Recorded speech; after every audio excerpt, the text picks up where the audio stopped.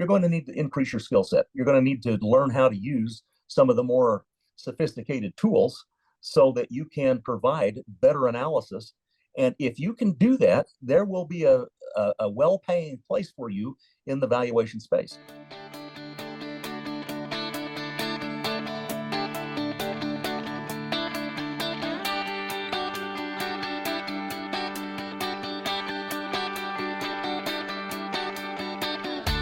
Originating from deep inside the Rocky Mountains, transported through the power of the internet, and arriving inside your tiny earbuds. It's the Appraiser Coach Podcast, helping appraisers increase their efficiency, quality, and make more money. Here's the guy who makes it his life's mission to create value for real estate appraisers nationwide. Your host and the Appraiser Coach, Dustin Harris. Welcome to the program, everybody. Dustin Harris hanging out once again with you. Got some great content coming up, great guests coming up. I first want to pause and remind you that we're sponsored by two great companies, one of them being a la mode. That is the, it's the software I've been using for years and years, and you need to as well. If you're with any other company, check them out. Go to alamode.com or 800-ALA-MODE. And of course, we're sponsored by OREP Insurance. OREP is my choice for E&O, but so much more. It's not just E&O, and it's not just insurance. Many, many benefits if you go to their website at orep.org. That's OREP.org. What I want to welcome back to the program once again, my good friend out of warm and sunny southern Utah, Mr. Craig Morley. Craig, welcome back to the program, my friend. Dustin, it's so nice to be with you. Likewise, it's always good to be with you and see you. I wish it was in person, but you know, technology brings us together in other ways. But I appreciate you taking time, my friend.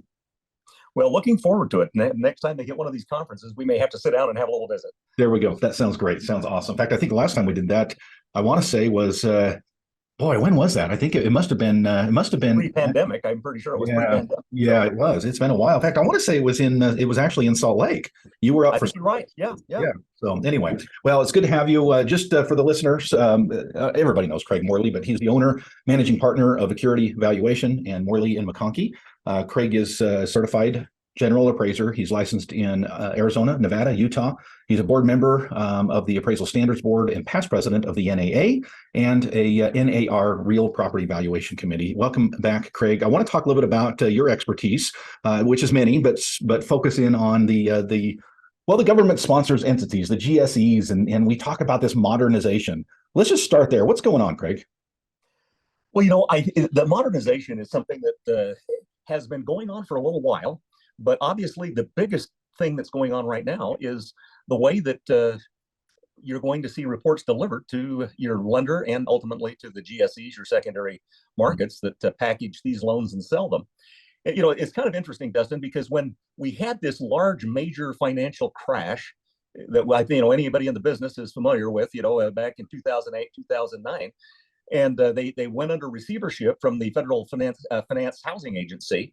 They were basically taken over, and they discovered that they didn't have any information about the appraisals that were being done. Nothing.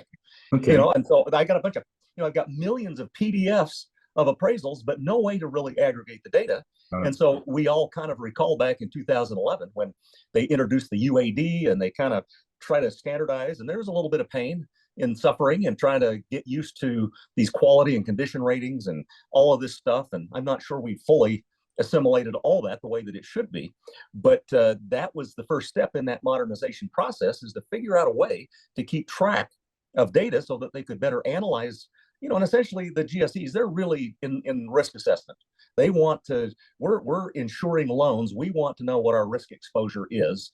And the appraisal is one of the three-legged stools that is used in that risk assessment. Right. And so, we're going to see some changes coming up as part of the next phase of this modernization that's going on. Okay. Well, and I think that obviously we as appraisers, boots on the ground appraisers, feel those changes. And sometimes we wonder, what is going on behind the scenes.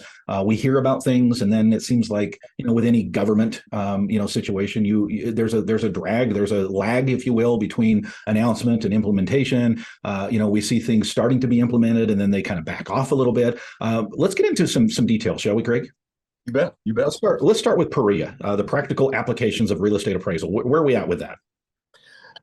We think in mid to the end of 2023 you will see that rolled out as a program that will be available as an alternative to the traditional method of getting your appraisal experience by use of a mentor, a trainer. And so right now we think that there's several people that are developing the program. It has to be developed in accordance with the outline that was approved through the Appraisal Qualifications Board, which, by the way, I probably ought to mention that anything I say today is my own opinion. It does not represent the Appraisal Foundation or the Appraisal Standards Board, but it looks like the Appraisal Institute is probably, they're pretty far along and expecting to be able to roll out a program that will be available as an alternative track for getting appraisal experience. Now, something to keep in mind is that everybody's interested in trying to diversify the look of the appraiser profession, because the reality is if you every indication is that appraisers are old white guys, for the most part, and it's with a lot of the allegations of racial bias, it just doesn't look good to have a not have the kind of diversity that exists within society. Right. And so the Appraisal Foundation, the Appraisal Subcommittee, the Appraisal Institute, many organizations, Fannie Mae and Freddie Mac, all have programs in place trying to help those who would like to get into the profession. And one of the things that's very likely to happen is that you will see sponsorships or grants that will be provided to help people who want to use PAREA as a way of obtaining their appraisal experience. And so I think we don't know how much it's going to cost. I've talked with some of the Appraisal Institute leadership, and they're saying, we don't know what we're going to do yet. We're not sure how much it's going to cost. And part of it is how quickly do we want to pay back our investment, right? I mean, it costs millions of dollars to roll these programs out. Sure. If I have 100 people sign up, that's a pretty tough way to get your money back. And yet you've got organizations like the Appraisal Institute that are saying, well, we're considering, maybe if somebody makes a commitment to stay with our organization, we'll do it at a reduced cost or something like that. The Appraisal Foundation and I think you'll probably see some lenders and others that will offer sponsorships or scholarships to help with that. So we don't know what it's going to cost, but it's going to cost something. And it's unlikely, in my opinion, to be less than $3,000 or $4,000, and could be a lot more than that, depending upon who's developed it and how quickly they want to try to recover the money they've spent putting it together. You threw out the number end of 2023, or the date end of 2023. I know that was an estimate, and we know how estimates go when it comes to big programs like this. I hear you that one of the biggest challenges is developing the program, right? I mean, this is very highly technical. We're talking video training. We're talking about online education. Tim Anderson was on recently. He talked about practical boots on the ground, still, not a mentorship, but somebody who can assist you and teach you, for example, on an actual house, how to measure, how to take pictures, how to look for mold under the sink, those kind of things, which I love, that there's maybe a mixture of both of that. I know that stuff they're all wrangling with, but now we're also talking, Craig, correct me if I'm wrong, with about state adoption. I mean, we don't have a national licensing here in the United States. We have 55 different jurisdictions that you can get licensed under. Do you see that that's going to be a challenge, that each state has to go through this process of whether or not they're going to adopt PAREA? There will be challenges. I don't think it's going to be terrible. I think the problem you've got administratively is that not every state handles, if I'm a state that has a 2-year legislature and these things are adopted by statute, then there's going to be a lag time between when they get it adopted and when they don't. Yeah. You'll see some states that will say, we will adopt whatever the Appraisal Qualifications Board will approve, we will accept. And they've done that in statute so they can handle it administratively, and it's not a big deal. But every state does their own method a little differently. And so it's likely that you will see some lag on approval for some of these programs. The thing that I expect will happen, there are some states that are concerned about what this is going to look like. And so the program is designed to get a person basically from zero to a certified residential. Mm-hmm. Of course, you're going to have to, this is different in theory than your education. So you'll still have to get all of your qualifying education. And then you will go through this to get the practical applications. Mm-hmm. And there will be appraisers who will be essentially hired or part of that. There's still a traditional trainer, but it may be virtual, may be remote. Mm-hmm. It seems instead of, you or I having 1 to 3 trainees, this person may have 20 or 30. that they're helping through the program. So you're not doing it the way that we've traditionally done, but at the same time there will be a warm body supervising these people as they go through the program, and it will be it has the potential to be very good. We hear all the trainers saying, oh man, how's that going to happen? And if you're a good trainer, there's probably no substitute for that. Right. But having been a chair of a state regulatory appraisal board and having seen some of the really crappy training that goes on, there's clearly not all trainers are created equal. And there's a lot of really bad training that takes place that kind of perpetuates some of the problems we see in the appraisal profession right now. And so if I'm an appraiser who's only doing, single family tract housing, I'm probably not very qualified. I don't have a lot of work experience in doing condos or townhomes or agricultural or rural properties, that kind of thing. And so this program, in theory, will provide a much broader range of experience, and they can create whatever kind of economic condition they want. If I'm going to set up a scenario in a declining market or in an increasing market or a stable market, and you can create all of these scenarios of functional obsolescence and all these different elements that we will face from time to time, and this will give them experience doing that. Whereas if they're working with you or I, they're only going to get the experience that you or I have in the work practice that we have. So yeah, is it perfect? Probably not. And there will probably have to be some refinements as things go on. But I think in all, it's probably better as a whole than what we have. It was the father and son pass the torch. Right. Yeah, it really is. And if dad's good, it's wonderful. If he's not so good, and this is back in, I think it was like 2006, 5 or 6. We had I was on the appraisal board, and we had a licensed appraiser, not a certified, a licensed appraiser who had 12 trainees, maybe 13. And we're talking to this lady who's doing this, and oh my word, oh yeah, I spend a half an hour a day with each one of them. We go out and look at stuff, and in the process of time, every single one of these trainees, including the supervisor, had their license pulled. Oh, no. Just because it was not practical to provide that level of training with that volume. But we've had people in Georgia that had 30 trainees, as an appraisal mill. We hired a guy out of Arizona that was getting paid $25 an appraisal, and the supervisor never saw anything that they did.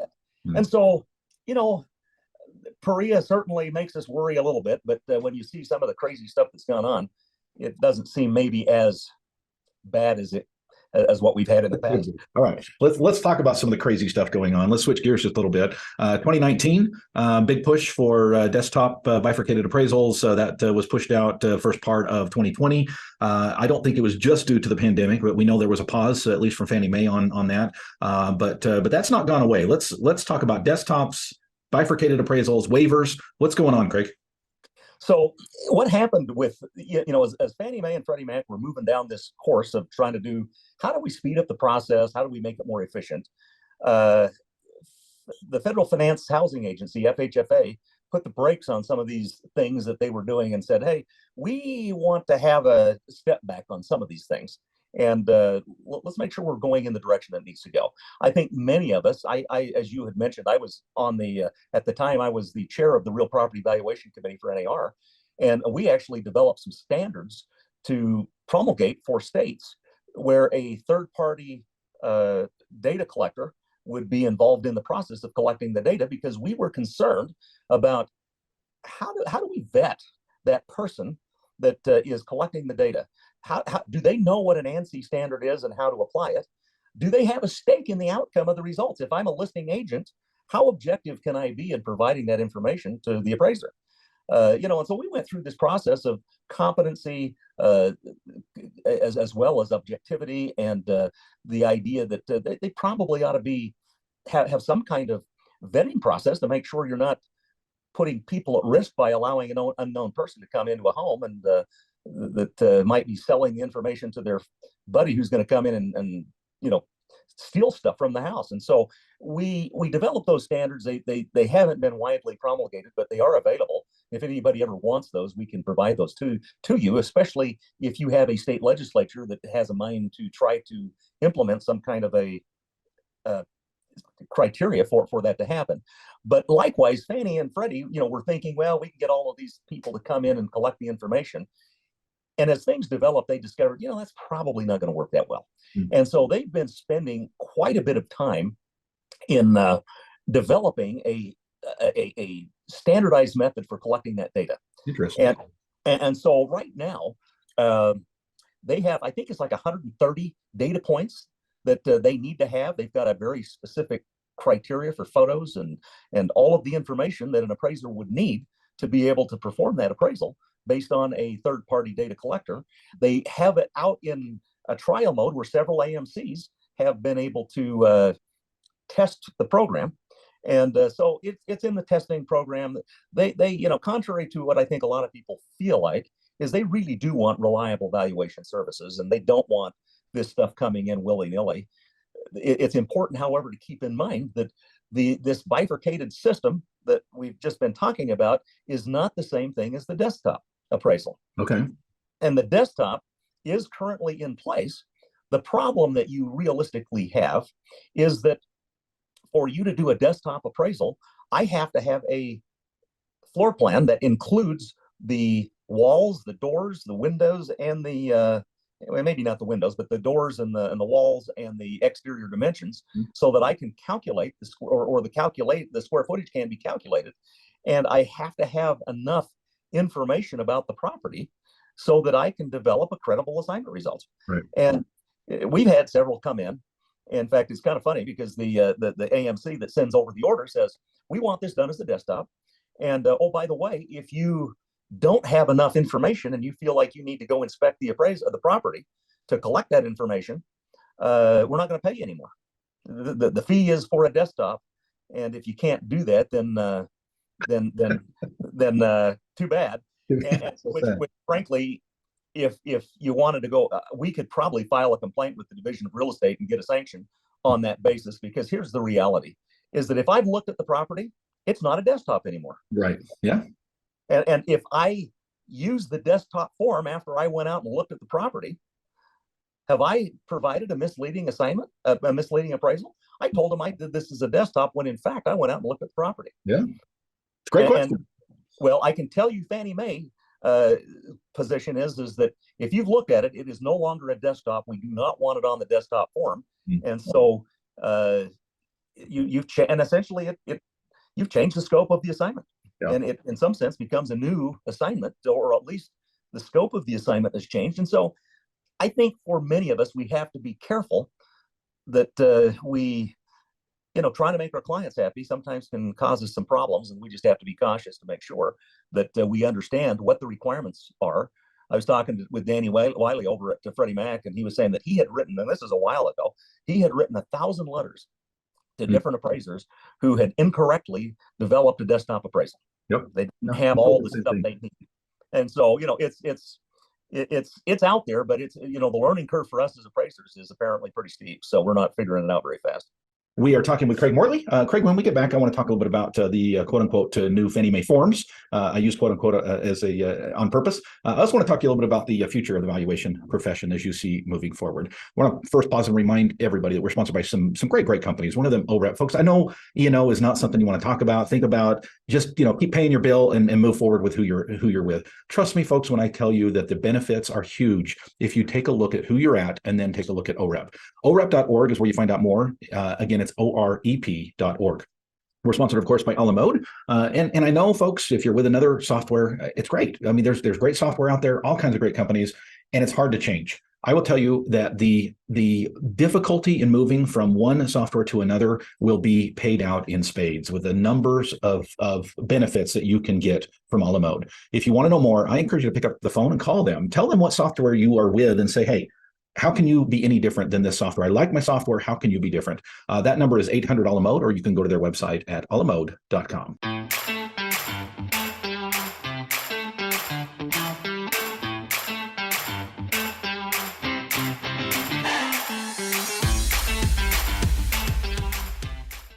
All right, folks, welcome back to the program. We're talking with my good friend, Mr. Craig Morley. Craig, welcome back. Thanks again for being on. Well, it's always fun. We're talking about stuff that I enjoy talking about. So that's Good, good. good. Yeah, sometimes these changes that are happening in the valuation field can be scary. People, we like our bubble, we like our status quo. We don't like change, but change is inevitable. And I appreciate you bringing your perspective. Let's talk a little bit about the upcoming quote unquote forms. And I use quote unquote because they're not really forms, are they? The new Fannie Mae forms. No, it's really we're looking at a significant change in the way that we communicate our assignment results to our mortgage lending clients, and essentially it's going to be a completely modular reporting system where right now if I'm doing a single family, I'm using the 1004. If I'm I might be using the 1025 and the 1004D and all of these different form numbers and labels based on if it's Fannie or Freddie or whatever, and that's going away. You will essentially, once you identify the property type, the information that you will be requested to provide will be tailored specific to the property and how you answer the question. So if I'm doing a home in a rural area that's on a septic system and has a well, then I'm going to be prompted to provide specific information that pertains to that situation. If I'm doing a townhome, the information that I will be asked to provide will be different than for a single family home. And if it's a multifamily, it will be different than if it's a single family. And so it's really going to be a modular system that will allow a little more area to provide explanatory detail about the property and its characteristics than what we've had in the past. I don't know about you, Dustin, but these neighborhood description areas and site description, you run out of room pretty quick. Right. And if see there's attached, Craig, that's what you do. See attached. Yeah, I see attached. Well, and usually when I see attached, it's a boilerplate. It doesn't. For sure.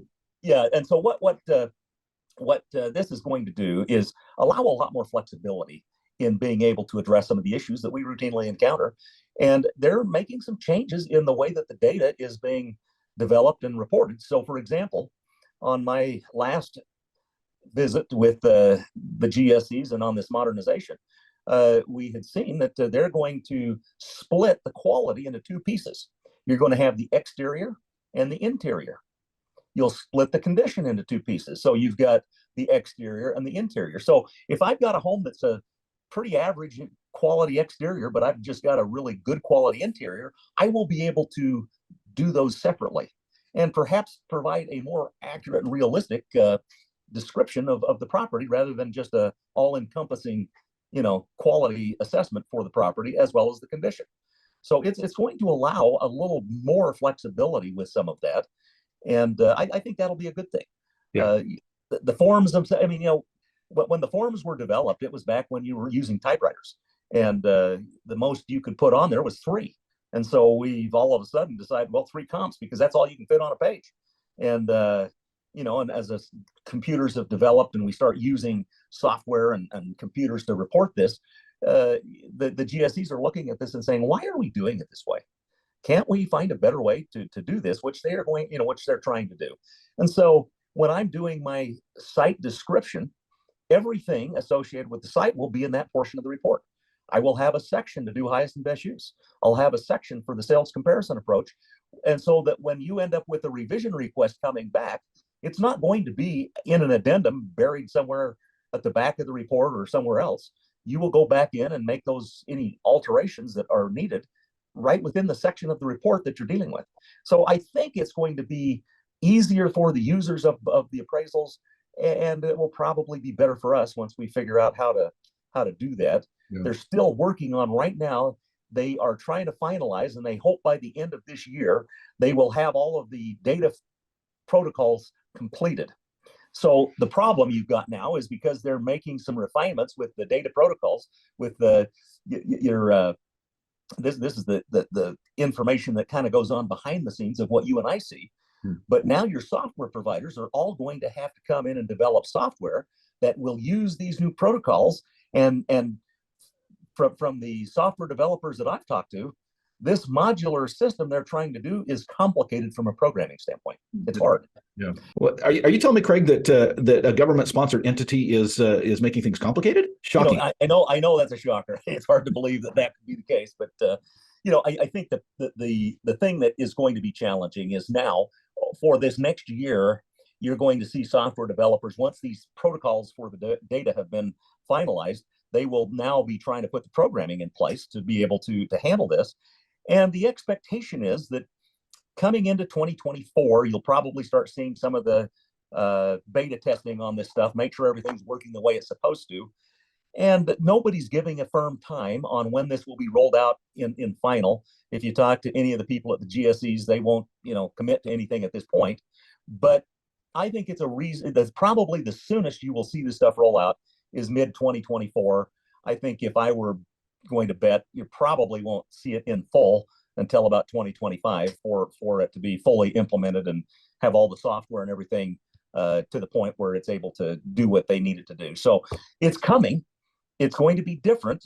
I've seen what the results look like and been involved on regular calls with the GSEs as they've gone through this development program.